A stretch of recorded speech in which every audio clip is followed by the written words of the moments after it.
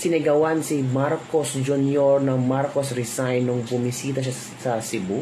Trending ang pinag-uusapan ngayon na ang mga tao ay walang reaksyon nung dumating si BBM sa Cebu. Meron pa lang dapat sumalubong kay Bongbong Marcos. Yung konting rally lang ba ay pinigilan pala ng mga pulisya. Ayaw ni Bongbong Marcos na mga rallyista na posibleng sasalubong sa kanya. Yan ang experience ni Ed Hugalbot kung saan pinigilan sila ng mga pulis, mga kabibig. At eto pa, kinumpara ng mga netizen ang di umano'y panahon ni Pangulong Duterte kung saan nagbigay ng 15,000 sa mga nasunugan kumpara kay Bongbong Marcos na 5,000, 10,000 at ipapagawa pa niya ng bahay. O, yung 10,000 pagawa yun ng bahay yan. Yun kabibig. So, shocking revelation pala ito kabibig na sinigawan daw si BBM ng Marcos resign sa Cebu. Totoo kaya ito kabibig? O eto ang mga video ba na kung saan posibleng totoo, posibleng hindi, posibleng walang reaksyon na ang mga tao sa kanya kasi ang tagal niyang pumunta ng Cebu ha. Ang tagal talaga at yung may mga ibang area na parang hindi nadatna ng tulong ng LGU. So panoorin niyo ang video mga kabibig. Tama na. Sige. Sige na lang yan.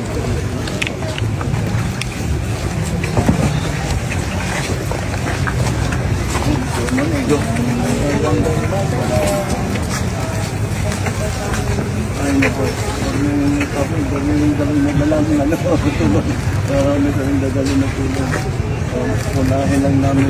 Time na dumating si BBM, pakaway-kaway siya, pero ang mga tao parang walang reaction sa kanya. Di ba? Parang wala nang amor si BBM. Parang hindi na siya mahal ng tao. Parang puro na lang puot, galit na nararamdaman ng tao. Ang pakaway-kaway, Sara pa dyan, baka maraming mapapicture. Pa BBM, wala talaga. Mag-overtime sila para Monday ihatid. Yung akin rin. Ihatid ko sa inyo Monday. Lunes, 15,000 per family. Tapos, tignan mo. Kawawa itong mga babae. Mahirap talaga. Yung yung building material siguro. Magamit yung yero. Yero ang ginagamit yung atip. Subukan ko magpadala dito. Pati kahoy. May kahoy pa kayo dito? Pwede pa tayong magputol ng kahoy dyan sa bukid? Pwede para pambahay lang. Hindi pang negosyo ha, hindi pang laging yan. Iwan ninyo yan sa mga anak ninyo yung kahoy na titira. So, magpadala ko ng mga yero dito. Alam ko man ang ilang ang nasunugan. Bigyan mo lang ako ng July. The whole month of July. Pakumpleto ko yan. Magpadala ako.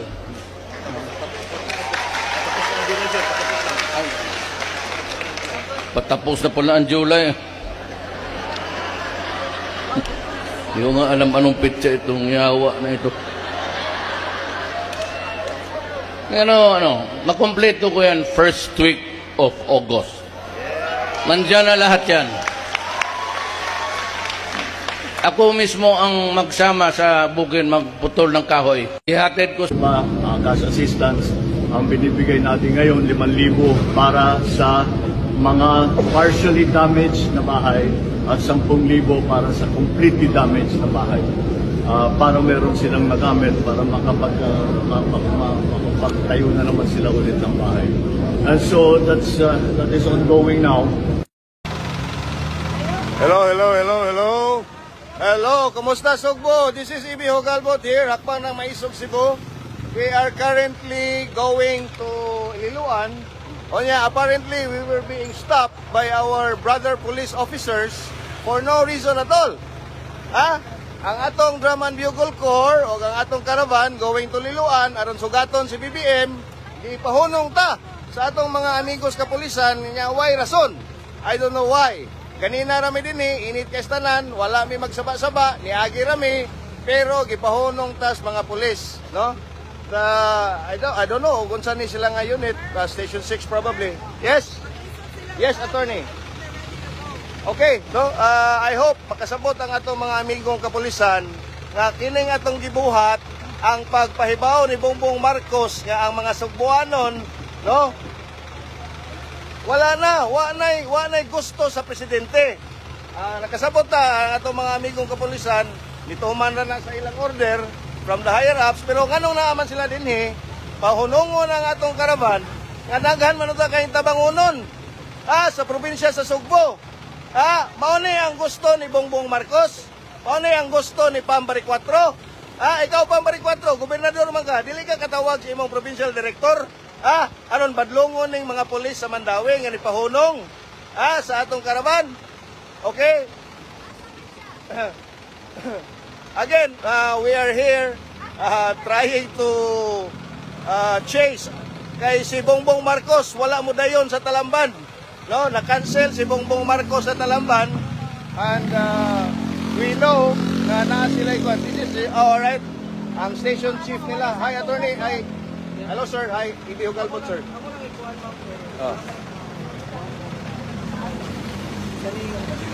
Padandong kasi kay magwapo ra bagay ka sir. Dirito sir, landong ay. Okay. Kasi magito na may naka-traffic. We were moving, We were flagged down. We were moving. We were not obstructing traffic. Hula to na po ang unsa. I know you know nga wala gyud ka na compelling reason nga mako. To hold us. To stay Yes. away. So we will just take it as an invitation, and we won't even think that Makita na lang ta kung naamoy pangutana ko kuan inyong Right. detain or delay or ano, we won't even think that. Amo na lang invite me, pero sir, sorry kaayo, we cannot stay for your invitation. We have to go. Kaya na nagbuhat na mga may kauban sa konsolasyon. If you like, you can come with us. You can come with us. Sundon mi ninyo. Inyong tanawon. Kung niagi raman mi sir. Wa man mi mo stationary diri. Niagi ra gyud mi. Stationary lang. Ni sunod ra mi sa trapiko. Wa mi mo violate. Gipara mi galit. Sir, anyway sir, we won't take up of your time. Kunya, kasabot sa niyo, if you're from here, bahaan sa ka. Mao na. All things, Mao na. ikaw, ganahan ka mo take care sa mong family, but You're here. your duty. We are not your duty. Kaya na mo ang kaugali mo.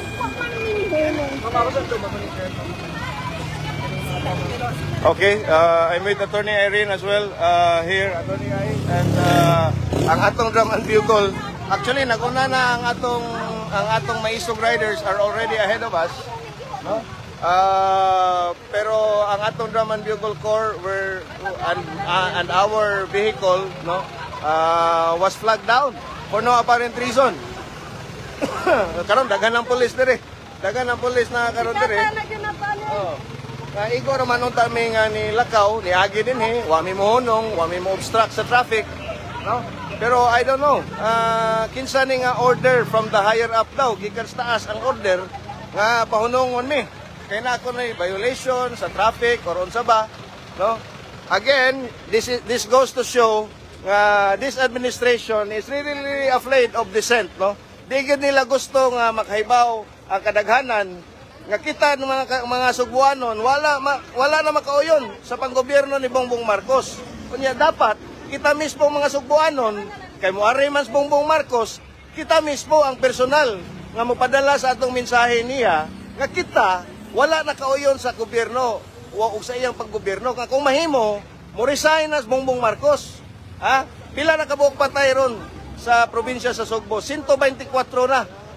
Ang 5th district, ang distrito ni Joke Frasco, 70 plus, and there are still many missing. Unya karon ang atong kapulisan na dinhi gisugo itaon aron pagpahunong sa among gamay nga action, gamay nga civil action. So di ba? So now, na traffic na hinuon mi. Anyway, hopefully ma-resolve ni nga issue kay ang atong Maisog Riders to na dito. Basig huwaton nila nga mawaas Bongbong Marcos o sa mi palargahon na ni.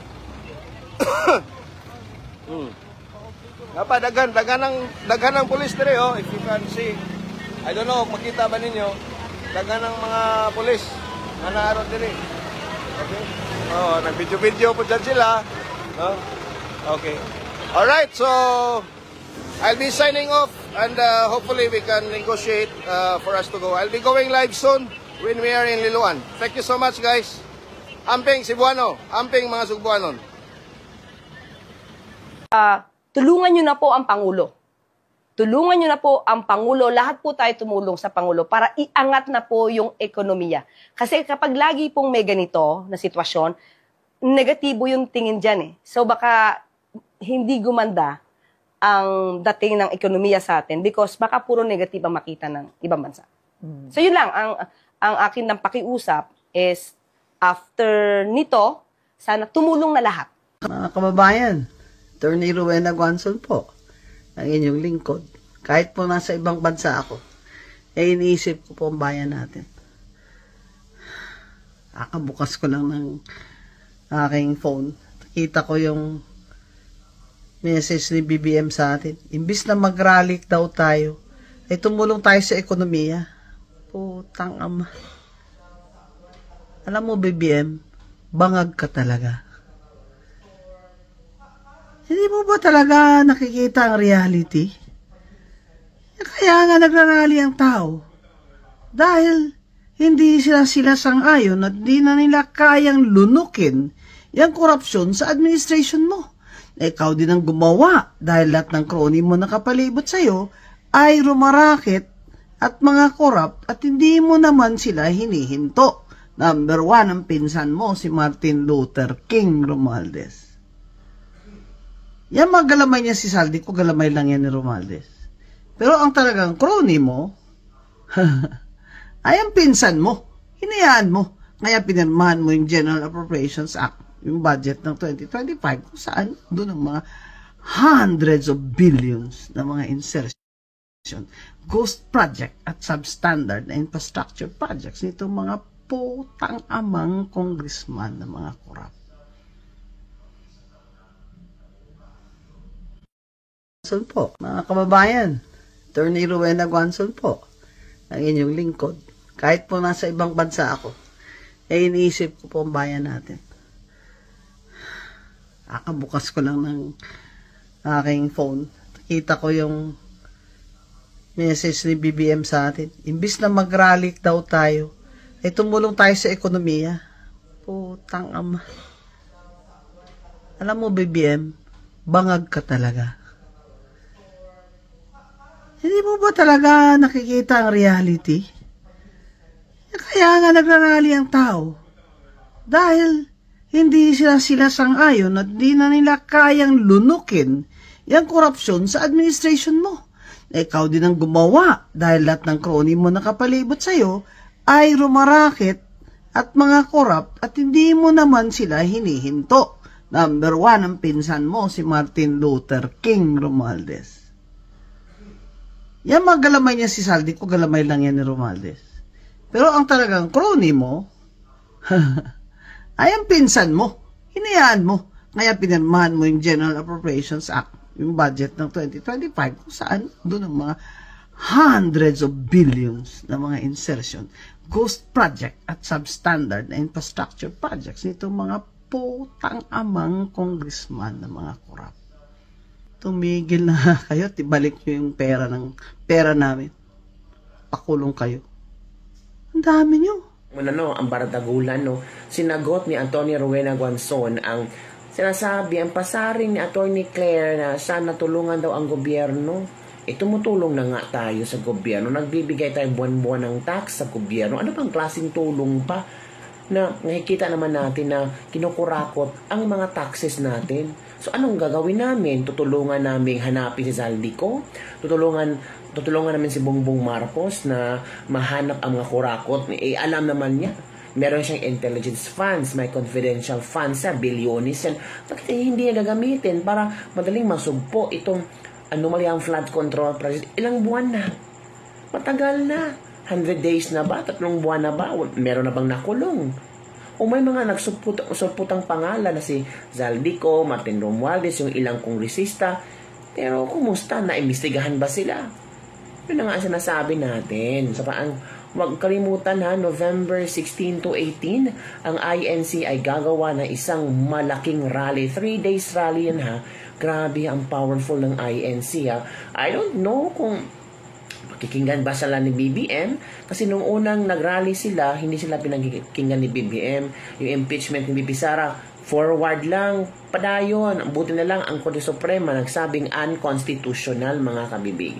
So ngayon, pakikinggan kaya sila ni BBM na for accountability and transparency ang kanilang isinisigaw.